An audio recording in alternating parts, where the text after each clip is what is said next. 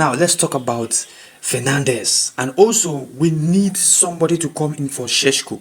You understand? We need somebody to come in for Sheshko, and I think maybe this guy can help Sheshko.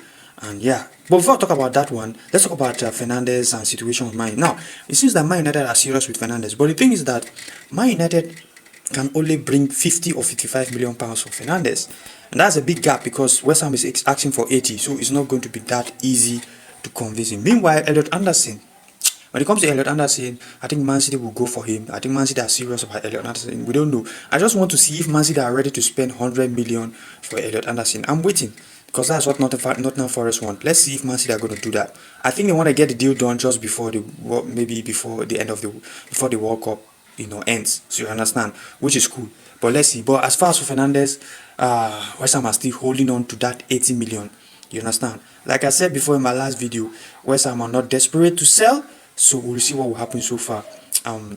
Yeah, it is what it is, and I think we should try and just look. In Ineos, I get what Ineos are doing.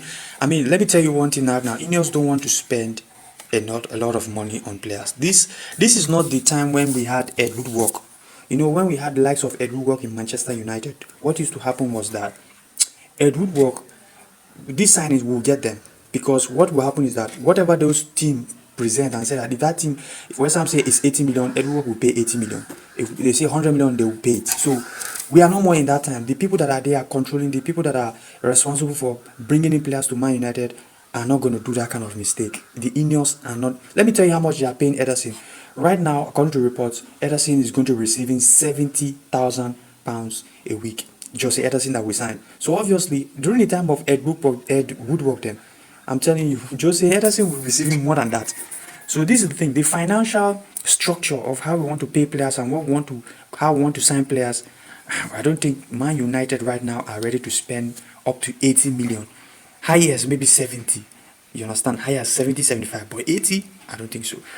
Now let us focus on the striking position of Manchester United when it comes to the striking department. Benjamin Sesko, he needs a little bit of help. He needs experience. We need to bring in somebody he can learn from, and somebody who is similar to the way he plays, because he's a target man.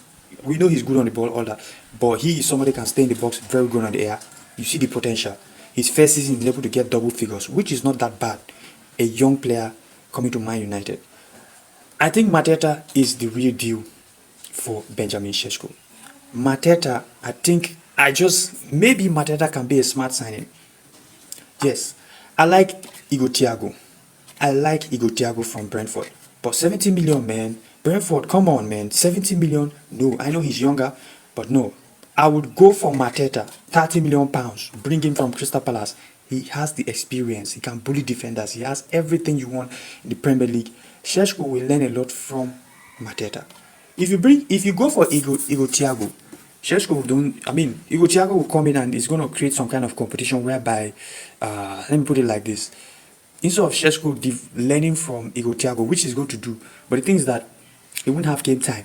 Now with Mateta, he has the experience. You understand?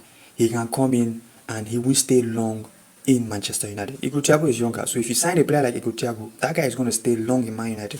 But with Mateta, he won't stay that long in Man United, and before you know what happens, Sheshko will have learned a lot, and then by the time we sign Mateta, maybe for 2 to 3 years, or maybe 2 years or whatever, he's gone, Sheshko will have picked up.